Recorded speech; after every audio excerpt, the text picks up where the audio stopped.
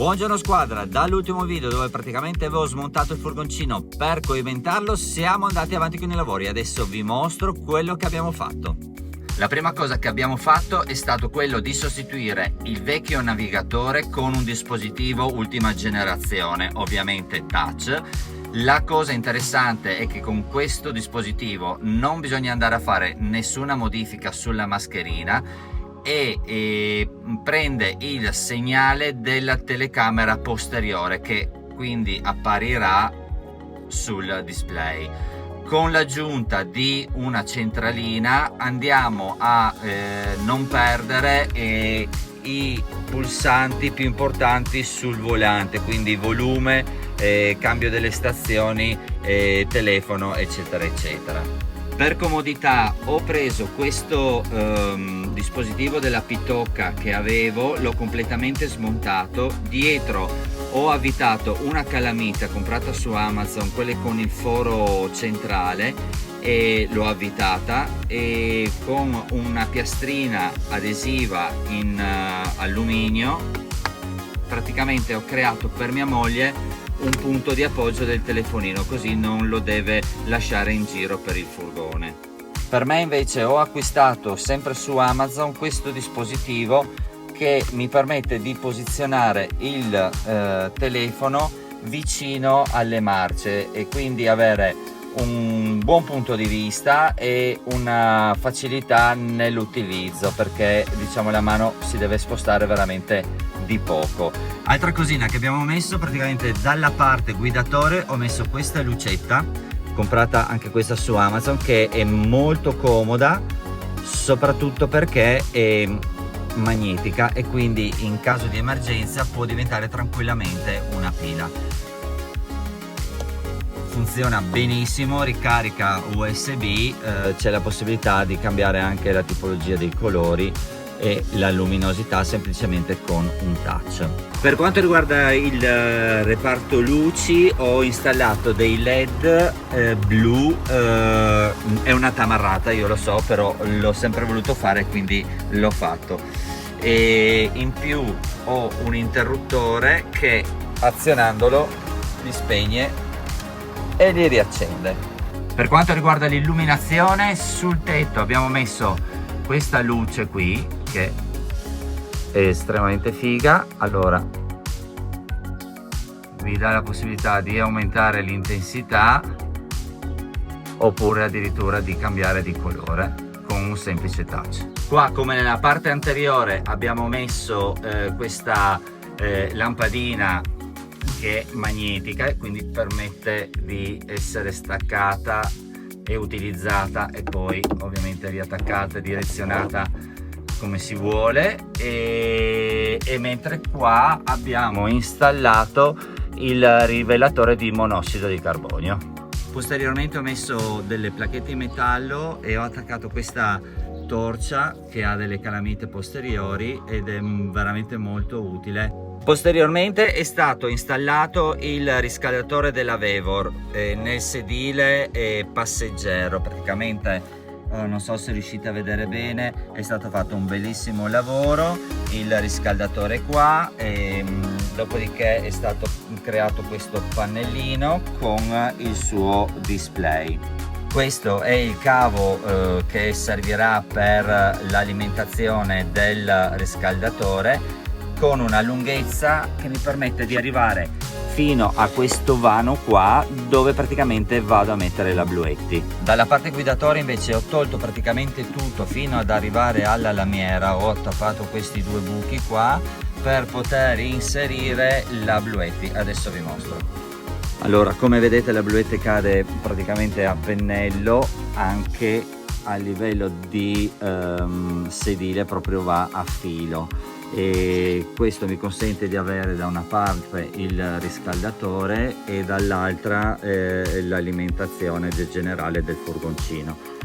Questo qua è l'accendisigari, dopodiché viene inserito qua e il riscaldatore viene alimentato.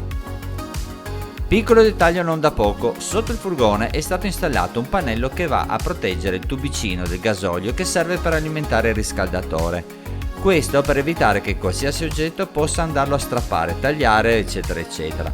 E vi assicuro che se dovesse succedere si va incontro a seri problemi, soprattutto se si è in mezzo al bosco.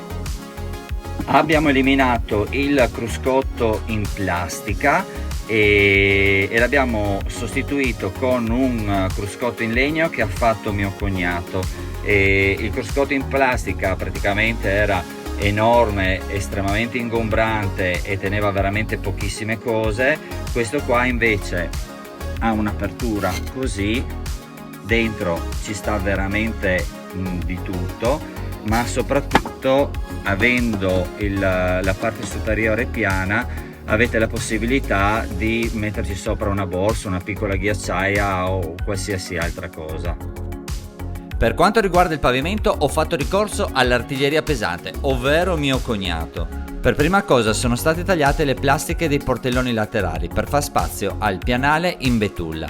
Poi abbiamo fatto la sagoma del pavimento utilizzando dei fogli di cartone e questo ci servirà in un secondo momento per il taglio finale. Allora, pannello in betulla per il pavimento 15 mm, cosa abbiamo fatto?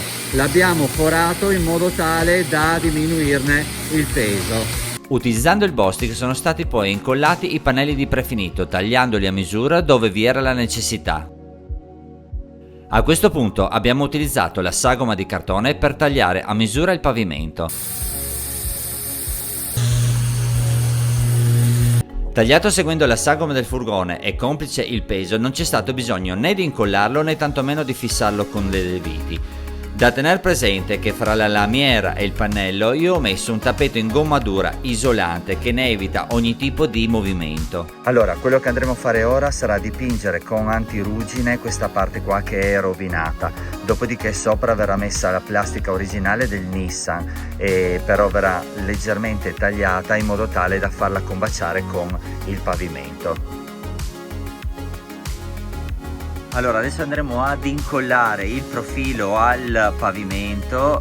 Ho trovato un battiscopa che è molto simile a questa testura e quindi lo andrò ad incollare. Ho provato con degli angolari, però non mi piaceva come veniva. Per rifinire i profili del pannello io ho trovato questo prodotto in gomma su Amazon che è di ottima qualità ed è adesivo e lo andrò appunto ad applicare qua.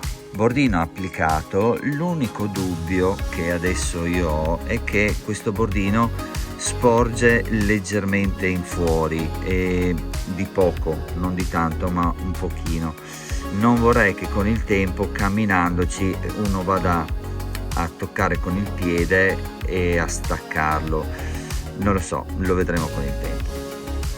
Allora, prossimo passaggio, andiamo a creare delle mascherine che andranno a coprire questo e poi verranno foderate. Allora, adesso andremo a mettere la moquette sulla carrozzeria, quindi base di colla spray e poi moquette adesiva. Io mi auguro di fare un bel lavoro, non l'ho mai fatto. Una volta applicata la moquette sono stati creati dei pannelli con due fessure dove all'interno ho incollato delle scatole in modo tale da avere delle tasche. Allora, giusto per spiegarvi in modo dettagliato quello che ho fatto, praticamente ho creato questi pannellini che hanno questa particolarità. Dietro ho incollato queste due scatole che poi sono state rivestite e ho messo queste calamite, vedete, ai bordi del pannellino che praticamente mi permette di toglierlo e metterlo con facilità.